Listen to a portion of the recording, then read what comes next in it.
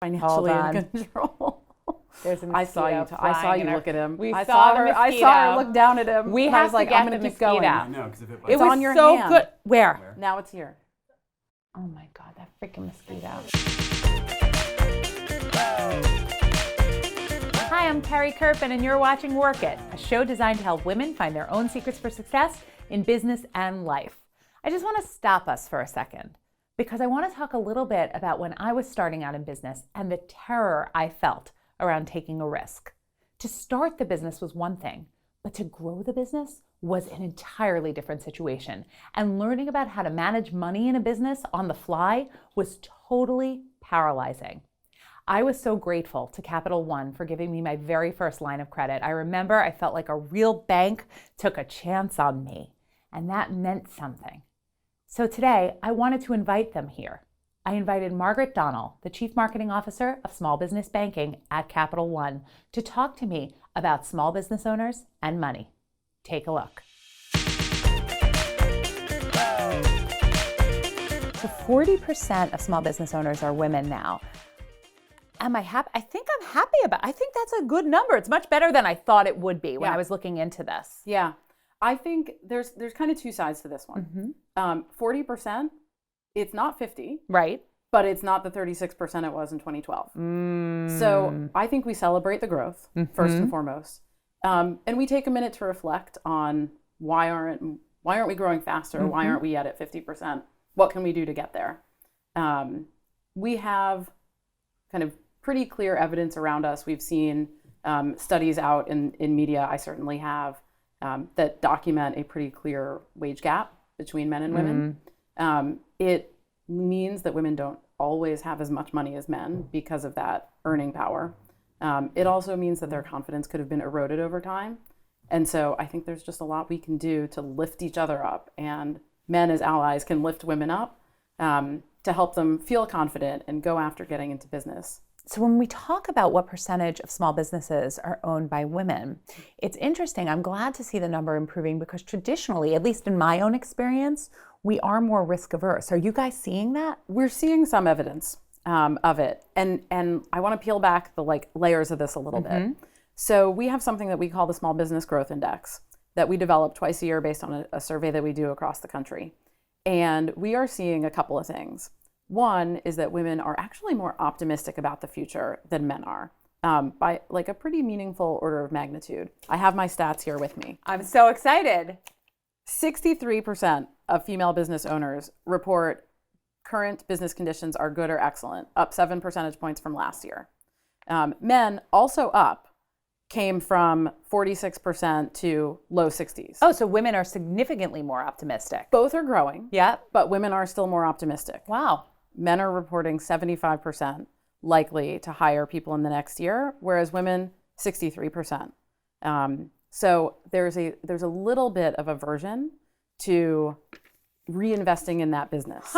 So we're optimistic about the future of right. the business, but it's because we're being so cautious and not taking as many risks. So you're in a space, I know for me, this is how I feel, okay? I'll be in a space where I know what I can control. And I'm here and I'm running a business. I'm like, okay, I've got this. I know I can be profitable. I know what I can control. But I won't swing for the fences and take all of that profit and reinvest in the business because I'm too afraid. And I think that's what's going on. Now, the really great news is that calculated risks are what fuels business. Yes. And I think we all know that. Yes. We all study that in cases Yes. and textbooks. It's just hard to actually do it. Yes. Women have a really, really, really, really strong skill for calculating and a little bit of hesitation on the risks. But you've got the ability to kind of do the calculated risk thing. Do you think we should be swinging for the fences more? I mean, I feel so stuck. I know we were talking a little bit earlier about your own decision making in your own career, in your own world, and thinking about how you make choices. I have a little rule of thumb that I walked out with after business school, and it served me well at points in my career where I knew I was on kind of the brink of a really big decision for myself. And that is not necessarily always doing, but at least thinking, what would a male counterpart in my exact position do? And it might be authentic to me, it might not, but it forces me to ask the question and flip the gender thing on its head. Margaret, where did you first learn about getting comfortable with and comfortable around money? My senior year of high school, following the prom, there was kind of an after prom activity at the school. Yep. And I won like either $20 or $40 cash. I can't remember the exact denomination, but it was something in that range. And my dad knew I had won the money, but I had lost it somehow. Okay. He made me feel so bad in like, I think all the right ways. Yep. Because it hit him that to me, $20 or $40 was something he gave me. Yep. And I think what he wanted me to realize is what it takes to get $20 or $40 and how you have to treat that money. And so that lesson, learned at an early age, really taught you well. It did. And a lot of times when people are starting out or really in kind of important stages of their business or their life, they don't know what they don't know. And they don't always know where to turn to for advice, whether it be directly related to finances or indirectly. We now offer in select cafes and branches one-on-one money coaching, where we have certified money coaches residing on site who will spend an hour with you at a time, just kind of having what feels like a very not intimidating, real conversation about what you want to get out of your life, your values, where you want to go, maybe not even financially, but you realize that there are financial ties to a lot of those dreams and aspirations and values. See, I think that some of it is getting over the fear of talking about money. We're so afraid to talk about it because we're always afraid that we either don't have enough or that we're not doing it right or anything else. And getting, whether you're talking to a money coach at Capital One or you're talking to a friend who you feel comfortable talking about money with, it's important to have the conversations. I think it's really important to have those conversations. It breaks up marriages. Yep. It's like more feared than most other super intimate topics. I won't name them, but they're out there.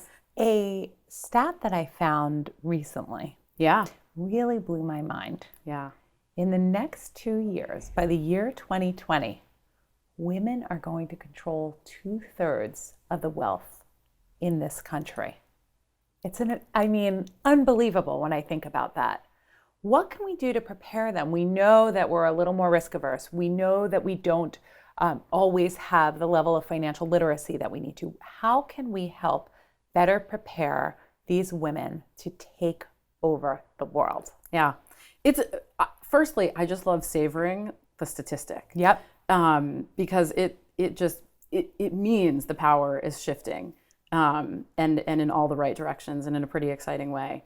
I'm really proud every day because I'm able to achieve in my career something that like my mom just wasn't familiar with in her generation. And I think it is on us, the women leaders in the world right now, and on male counterparts to really inspire, educate, and lift up women through organizations so that we are in a world in 2020, where having women on executive committees of companies and as CEOs of Fortune 500 companies is absolutely the norm and not something interesting or noteworthy to write about. And I'm just really excited to see that happen. Me too.